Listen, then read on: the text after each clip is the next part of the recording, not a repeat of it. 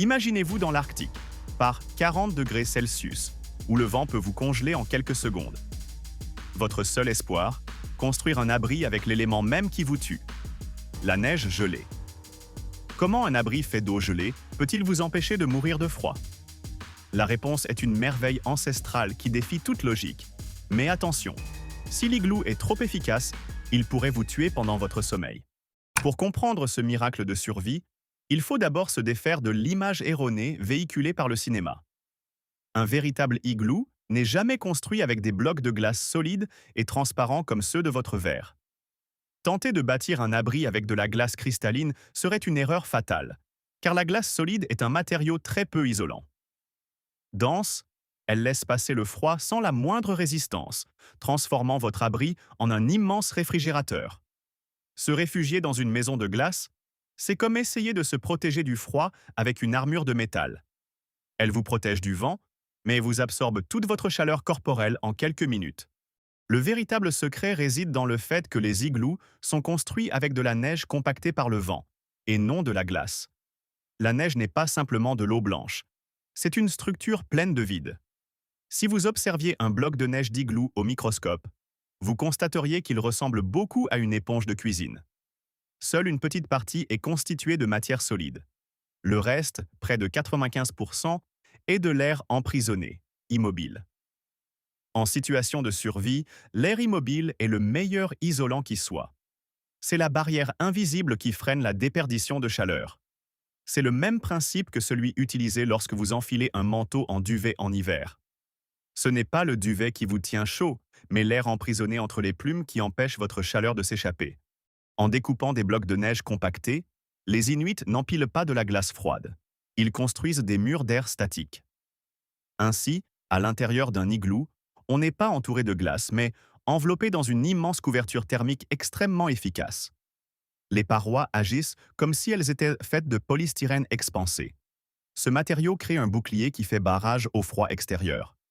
Même si une tempête capable de geler le métal fait rage à l'extérieur, à l'intérieur de ces murs de neige, la déperdition de chaleur est presque stoppée. Cependant, une isolation parfaite ne suffit pas, car un igloo seul ne génère pas de chaleur.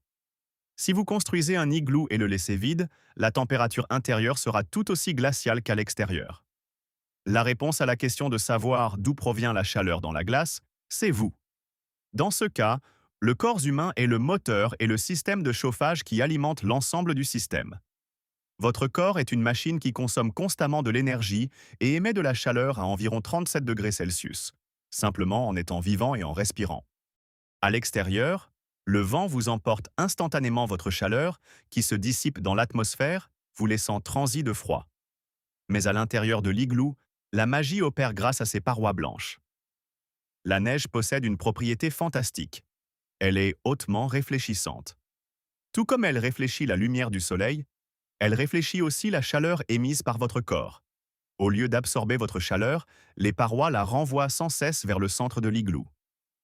Vous devenez ainsi votre propre source de chaleur, recyclant votre énergie thermique dans un cycle continu. Cet effet est amplifié lorsque plusieurs personnes vous accompagnent.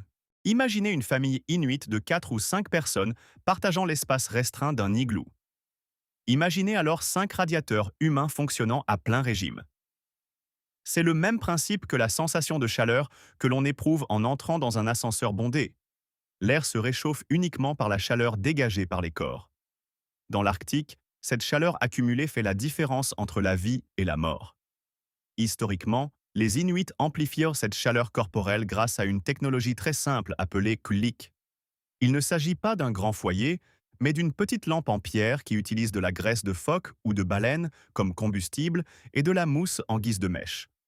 La flamme qu'elle produit est petite et stable, comme une grande bougie.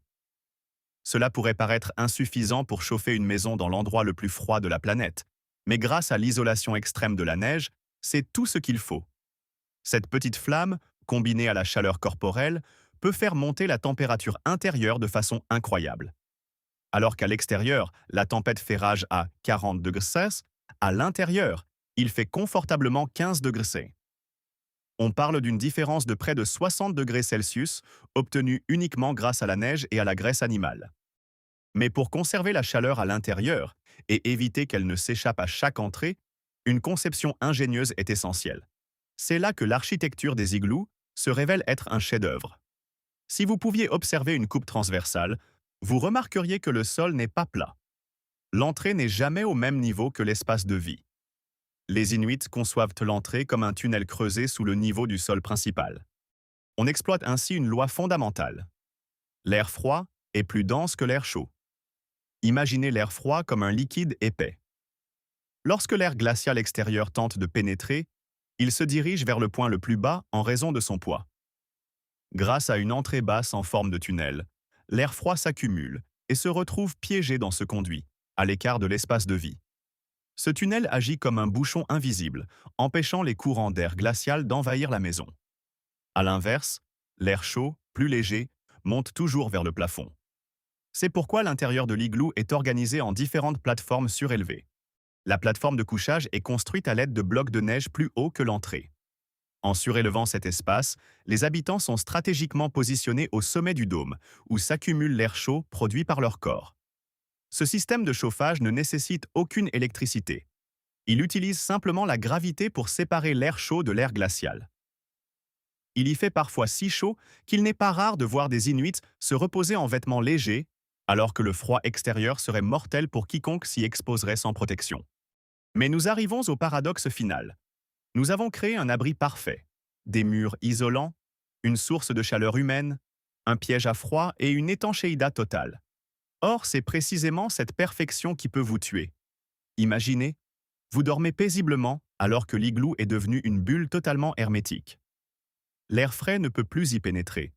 Votre corps consomme de l'oxygène et rejette du dioxyde de carbone, tout comme la lampe qui épuise elle aussi les réserves d'air. Sans ventilation, le risque d'asphyxie devient réel. Vous ne vous en apercevriez même pas, car le gaz est inodore et vous n'avez pas froid. Vous vous endormiriez paisiblement pour ne plus jamais vous réveiller. C'est une mort silencieuse. On s'endort au chaud, mais on ne se réveille jamais. L'abri devient un tombeau car il est trop efficace. C'est pourquoi la touche finale du génie inuit est un simple évent.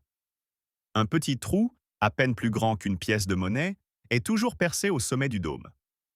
Ce conduit sert de cheminée de sécurité. Il permet à l'air vicié et à l'excès d'humidité de s'échapper. L'air chaud qui s'élève crée une aspiration qui force l'air frais à entrer par le tunnel situé en dessous.